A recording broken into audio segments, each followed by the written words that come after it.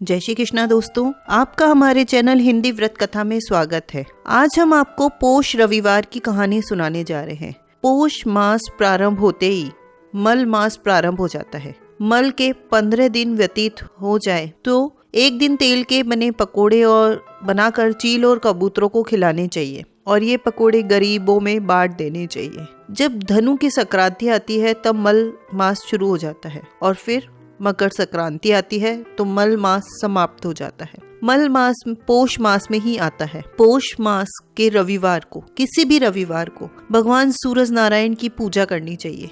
उस दिन अलूना भोजन करना चाहिए, छाछ नहीं बनानी चाहिए, सर नहीं धोना चाहिए, तेल नहीं खाना चाहिए और पूजा करके पोष रविवार की कहानी सुननी चाहिए। तो आइए सुनते हैं पोष रविवार की कहानी। एक साहूकार था, उसके बच्चा नहीं था।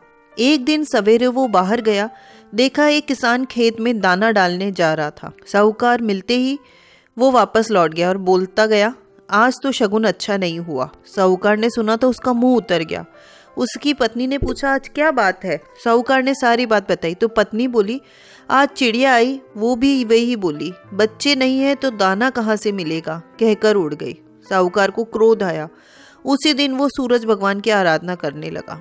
12 वर्ष बीते। राणा दे ने सूरज भगवान से कहा, भक्त पुकार, आपने नहीं सुनी तो कोई नहीं मानेगा। तो भगवान को दया आई, प्रकट हुए और बोले, साहूकार तेरे नसीब में बच्चा नहीं है, पर मेरे आशीर्वाद से तुझे एक कन्या होगी। वो हंसेगी तो हीरे मोती बिखरेंगे। उसने घर आकर पत्नी को भी बताया। 9वें महीने एक कन्या ने घर में जन्म लिया। नायन नहलाने आई, वो हंसती मुस्कुराती तो हीरे मोती गिरते। उनको वो नायन लेके चली जाती। 1.25 महीना बीता। साहूकार की पत्नी नायन से बोली, अब मैं नहला दूंगी। वो नहलाने लगी। बच्ची हंसी तो हीरे गिरे, मुस्कुराई तो मोती गिरे। अब वो समझ गई कि नायन ने तो खूब हीरे मोती इकट्ठे कर लिए।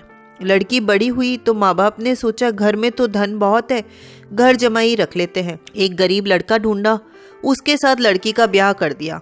माँ दिन उगते ही बेटी को उठाने जाती और उसका मुंह देखती तो लड़की का पति बोला, अपने बीच सुबह सुबह माँ का क्या काम? तो लड़की बोली, माँ का नियम है, सुबह होते ही वो मेरा मुंह देखती है। दूसरे दिन वो सुबह उठा और उसका मुंह देखा तो उसने मुंह में से हीरे मोती बिखेरे। वो समझ गया कि इसीलिए सासू माँ उसका मुंह पहले ही देख लेती है। थोड़ी देर बाद लड़की की माँ आई तो हीरे मोती नहीं मिले। माँ समझ गई कि जवाई को पता चल गया है। माँ के मन में कपट आया। उसने एक आदमी को जवाई को जान से खत्म करने भेज दिया।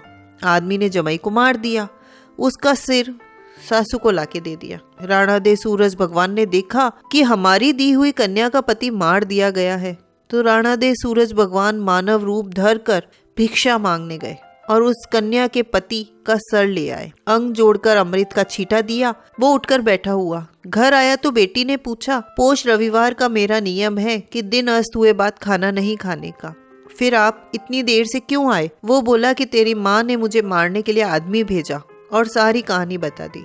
तो बेटी बोली, हम अब यहाँ नहीं रहेंगे। जो माँ मेरा सुहाग छीन ले वो क्या काम की?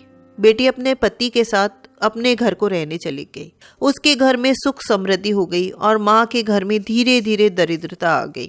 सूरज भगवान बेटी पर प्रसन्न हुए। वैसे सब पर प्रसन्न रहना, खोटी को खरी और अधूरी को पूरी करना। हे सूरज नारायण भगवान, जैसा उस बेटी पे प्रसन्न रहे वैसा सब पे रहना।